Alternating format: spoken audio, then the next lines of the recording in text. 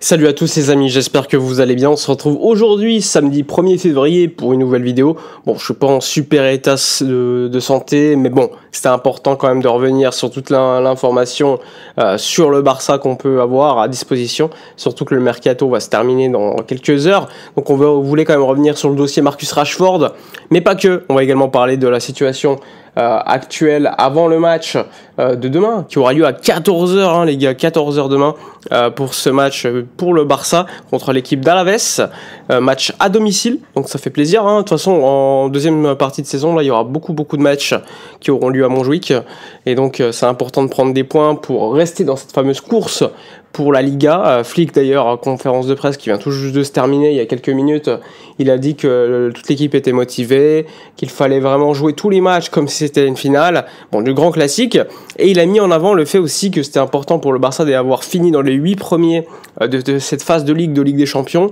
afin d'avoir le moins de matchs possible à jouer, et surtout pouvoir se reposer, parce que il le sait, son effectif est certes talentueux, il l'a dit, mais ça reste un effectif plutôt court. Et d'ailleurs, en ce sens, on va venir agrémenter d'informations cette analyse, puisque, comme vous le savez, le Barça attendait donc un départ de plus pour pouvoir générer du fair play et ainsi recruter un joueur. Comme vous le savez, le Barça était à la règle du 1 pour 1, donc il faut qu'un joueur parte pour qu'un autre entre, pour faire un gros schéma. Le Barça a utilisé le fair play qu'il avait à disposition, la marge entre l'équilibre entre la limite salariale et la masse salariale, pour prolonger les joueurs, que ce soit Ronald Araujo, Gavi, Pedri, Inigo Martinez bientôt là, ou encore Lewandowski dans quelques semaines, parce que automatiquement il aura joué plus de 60% des matchs à lesquels il a été dispo, donc il prolongera d'1 an. Et donc tout cela, ça a un coût qui va augmenter la masse salariale, et automatiquement la marge a été utilisée pour cela, et ainsi Marcus Rashford ne signera pas au Barça en prêt cet hiver, comme il était potentiellement possible. Je vous le rappelle, le joueur voulait venir, il a attendu, il a patienté, il a dit non à l'AC Milan, qui finalement s'était dirigé vers Kyle Walker, il a dit non à d'autres clubs, il avait dit non à l'Arabie Saoudite aussi. Et donc, il a attendu, et aujourd'hui, on a l'info, c'est que depuis hier, Aston Villa est allé véritablement à fond sur le deal avec United, et donc ce matin, accord trouvé entre toutes les parties. Donc Unai Emery a convaincu Rashford, en plus il y a la Ligue des Champions, prêt dont le salaire sera partagé, payé en partie par Aston Villa, avec une option d'achat également à la fin. Donc le Barça ne signera pas Rashford. Moi je vous l'ai dit, mon opinion sur Rashford, je vous l'ai dit il y a longtemps, malgré le fait qu'il voulait venir, perso j'ai jamais été un grand fan du joueur. En plus, on va pas oublier ce que dit Amorim, Amorim le critique véritablement beaucoup sur son attitude, sur ce qu'il fait à l'entraînement, en vérité ce qu'il ne fait pas du tout à l'entraînement.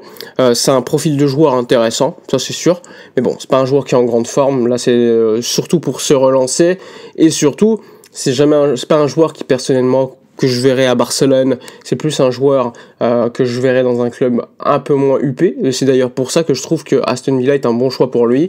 C'est une équipe qui joue la LDC, qui a fini dans le top 8, qui joue en première ligue en Angleterre, donc avec un certain style de jeu intéressant pour lui, donc ça c'est tout bénef pour lui, je pense que c'est plus intéressant d'aller là-bas que de signer à Barcelone. En plus la concurrence est assez rude, avec Rafinha à gauche, même si je pense que Hansi Flick voulait plutôt l'utiliser au poste de numéro 9 pour remplacer sur certains matchs Robert Lewandowski.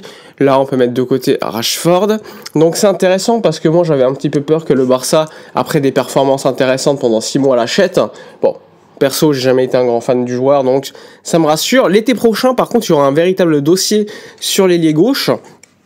Bon, vous le savez, il y a beaucoup de dossiers sur ce poste, que ce soit Lookman qui intéresse, que ce soit Raphaël Leao, que ce soit également Nico Williams. Il y a même Alexander Isak, qui est un numéro 9 à Newcastle, qui est très intéressant, qui intéresse beaucoup le Barça. Donc il y a beaucoup de joueurs et beaucoup de postes que le club veut renforcer, et donc en ce sens il faudra éventuellement des départs au préalable, comme vous le savez, sans surprise, sachant qu'en plus de cela le Barça doit aller un peu plus loin en Ligue des Champions que prévu pour générer, on va dire, de meilleurs revenus. Parce que comme vous le savez, le Barça avait budgété un retour au Spotify Camp Nou vers le mois de décembre. Bon, donc on va perdre de l'argent également par rapport au budget. Donc il faut compenser par des départs de joueurs ou par des revenus supérieurs dans des compétitions. Donc ça va être très important pour rester à l'équilibre et être à la règle du 1 pour 1 l'été prochain.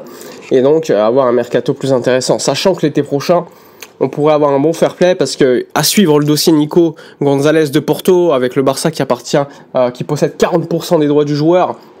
C'est que City est très intéressé. Personnellement, je l'aurais bien récupéré, mais financièrement, c'est compliqué pour le club.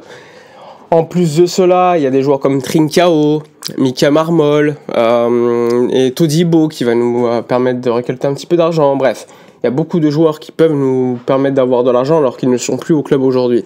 Sachant qu'en plus, on pourra faire des départs. Je pense que Clément Lenglet pourrait partir, Ansu Fati aussi et d'autres. Donc là aussi, il faudra suivre les montants de transfert afin de pouvoir savoir la marge gagnée aussi par le fair play financier avec les masses salariales économisées.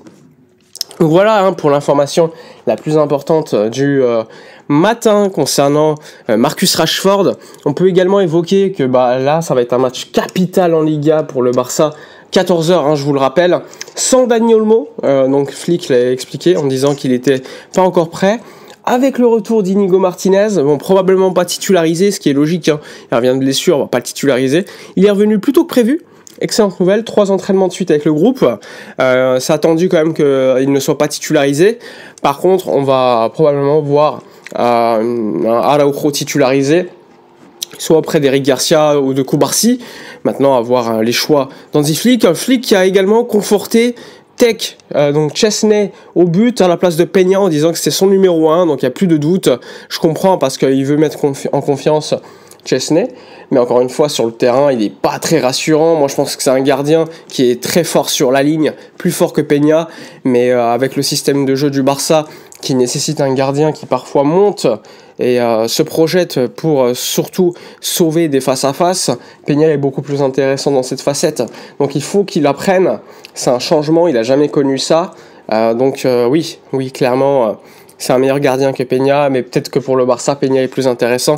Et encore, Peña, il a fait des parades sur certains matchs, mais bon, à chaque fois qu'on prenait un tir cadré, c'était un but quasiment pour les deux en fait. Donc c'est compliqué de choisir clairement entre les deux. Dites-moi dans les commentaires. Je pense vous allez tous dire Peña après les dernières perfs de Tech, mais il y a quelques semaines, on disait tous Tech à la place de Peña. Donc c'est compliqué, c'est un choix de coach. Et je pense que Flick a la légitimité, après tout ce qu'il a fait à Barcelone pour l'instant, vu comment l'équipe joue, de choisir, et on doit observer et faire des conclusions après. Voilà pour les informations de la journée. N'hésitez pas à donner votre opinion dans les commentaires. Moi je vous dis à la prochaine, et d'ici là comme d'habitude, portez-vous bien.